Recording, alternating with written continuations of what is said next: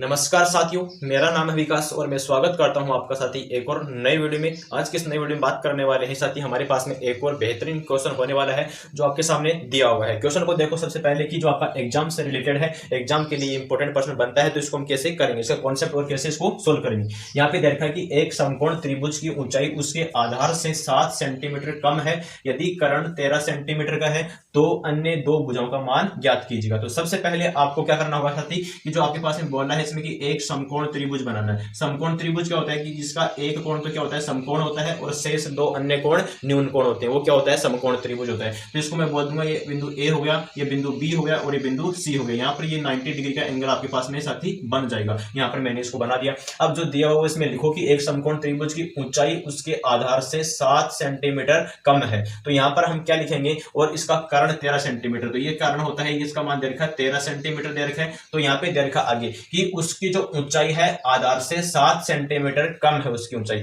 तो यहाँ पे देखो कि उसके आधार की यानी कि उसकी ऊंचाई है आधार से 7 सेंटीमीटर कम है। तो हम मान लेते हैं कि जो इसका आधार है वो साथी यहाँ पर अक्ष सेंटीमीटर, इसको मान लेते हैं कि जो आपके पास में दिया हुआ क्या है, समकोण त्रिभुज है, उसका आधार आपके पास में मैंने मान लिया है कि अक्ष सेंटीमीटर है। अब बोला है इसकी ऊंचाई आधार से 7 सेंटीमीटर कम, आधार इतना है, इसका अक्ष था तो 7 सेंटीमीटर कम कर दो इसको, तो ये अक्ष माइनस का 7 हो गया यहाँ पे। अब आपको यहाँ पे निकालना, तो सबसे पहले आप क्या लिखोगे कि समकोण त्रिभुज आपके पास में है यहाँ पे, उसको यहाँ पे लिख देना कि मैं लिख रहा हूँ कि ध्यान से देख लेना क्या क्या मैं लिख रहा हूँ कि समकोण त्रिभुज आपके पास में क्या है, ए बी सी से, समकोण त्रिभुज ए बी सी से। यहाँ पर मैंने माना, तो मैं माना के अंदर लिखूंगी माना त्रिभुज का यहाँ पर लिख रहे हैं त्रिभुज का आधार, यहाँ पर उसको लिखना आपको त्रिभुज का आधार का मान आपको कितना दे रखा है, वह आधार यहाँ पर 20 है, तो उसको मान लिया है कि वो अक्ष सेंटीमीटर है। यहाँ पे मैंने माना कि त्रिभुज एबीसी है, जो आपका आधार उसका 20 क्या है, अक्ष सेंटीमीटर है। यहाँ पे आपके पास में दे रखा उसका यानी जो यहाँ पर क्या हो गया, लंब हो गया, यानी उसकी ऊंचाई होगी, इसको बोल देंगे। यहाँ पर क्या दे रखा आपको कि एबी का मान हमारे पास में यहाँ पर कितना आ गया साथी, अक्ष माइनस का 7 सेंटीमीटर आ जाएगा। और इसके अंदर आपको एसी का मान दे रखा है, वो यहाँ पर लिख दो कि एसी बराबर 13 सेंटीमीटर है। शेष अन्य दो भुजाओं का मान निकालो, एक तो अक्ष का मान निकालो और अक्ष माइनस 7 का मान निकालो। ये आपके पास में समकोण त्रिभुज है, तो समकोण त्रिभुज में हम जानते हैं कि जो आपका क्या होती है, पाइथागोरस प्रमेय उसके अंदर लगाती है, तो वो क्या होता है, कर्ण स्क्वायर इक्वल टू, यहाँ पर हम करते हैं उसको कि लंब का स्क्वायर कर देते हैं और यहाँ पर क्या कर देते हैं, आधार का स्क्वायर कर देते हैं। यहाँ पर हमने लिखा कि आधार का स्क्वायर हो गया, यहाँ पे लंब का स्क्वायर हो गया। यहाँ पे देखो कि कर्ण का मान आपको कितना दे रखा है, 13 दे रखा है, यहाँ पर कर देंगे 13 का स्क्वायर कर देंगे। यहाँ पर लंब का मान आपको कितना दे रखा है, अक्ष माइनस का 7 हो जाएगा, यानी इसकी ऊंचाई होती है वही इसका लंब दे रखा साथी। यहाँ पे देखो प्लस लगा देंगे और इसका मान आपको दे रखा, आधार का मान वो क्या हो जाएगा, अक्ष स्क्वायर हो जाएगा। यहाँ पे इसको सरल कर लो, यहाँ पर क्या आएगा, 159 साथी आएगा। यहाँ पर इसको खोलेंगे तो यहाँ पर अक्ष स्क्वायर आएगा, 20 स्क्वायर यहाँ पर 49 हो जाएगा, और माइनस का 2ab यहाँ पर कितना हो जाएगा, 2ab यानी 14 अक्ष हो जाएगा, और यहाँ पर प्लस का साथी अक्ष स्क्वायर हो गया। यहाँ से अक्ष का मान निकाल दो तो 169 हो गया। यहाँ पे अक्ष स्क्वायर कितना बन गया, 2 अक्ष स्क्वायर बन गया यहाँ पे, और माइनस का यहाँ पे 14 अक्ष बन गया, प्लस का साथ ही यहाँ पर क्या हो गया, 49 हो गया। यहाँ पर आपको किसका मान निकालना है, अक्ष का मान। तो मैं यहाँ पे इसको ऐसा कर दूं कि 2 अक्ष स्क्वायर माइनस के 14 अक्ष हो गया, प्लस का यहाँ पे 49 है, इसको इधर लेकर आ दो तो कितना आएगा, माइनस का 169 साथी यहाँ पर आ जाएगा, और बराबर में क्या हो जाएगा, 0 हो जाएगा। अब जो बच रहा है उसको हम यहाँ से घटा देंगे साथी। घटाने के बाद में यहाँ पर क्या बचेगा, उसको लिखो कि 2 अक्ष स्क्वायर हो गया माइनस का 14 अक्ष हो गया।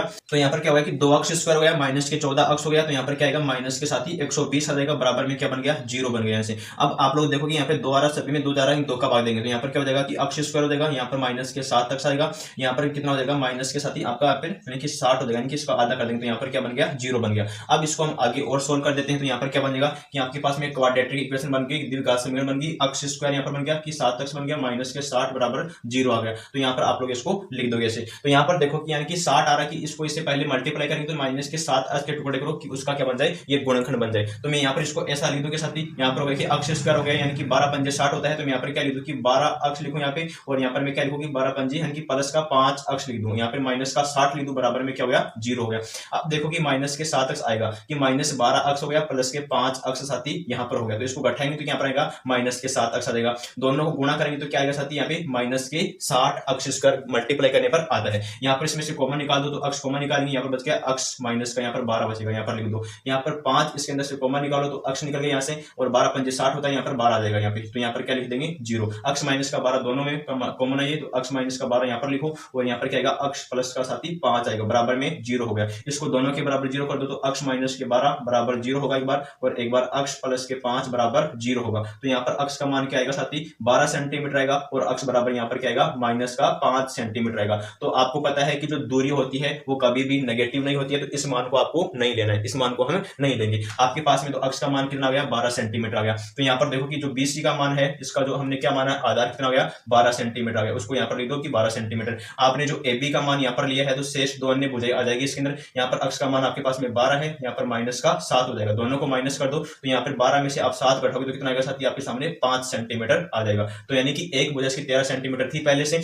एक हमने 12 सेंटीमीटर निकाल दी, और एक क्या निकाल दी 5 सेंटीमीटर निकाल दी। तो इस प्रकार से आपके पास में समकोण त्रिभुज था, उसकी शेष दो अन्य भुजाएं हमने आपके सामने निकाल कर बता दी। इस प्रकार से आप लोग इसको सॉल्व कर सकते हैं। उम्मीद करता हूं समझ में आया होगा। इसी प्रकार से कॉन्सेप्ट वीडियो के लिए चैनल को सब्सक्राइब कर ले और वीडियो को शेयर जरूर कर ले। Thank you so much, love you all, जय हिंद।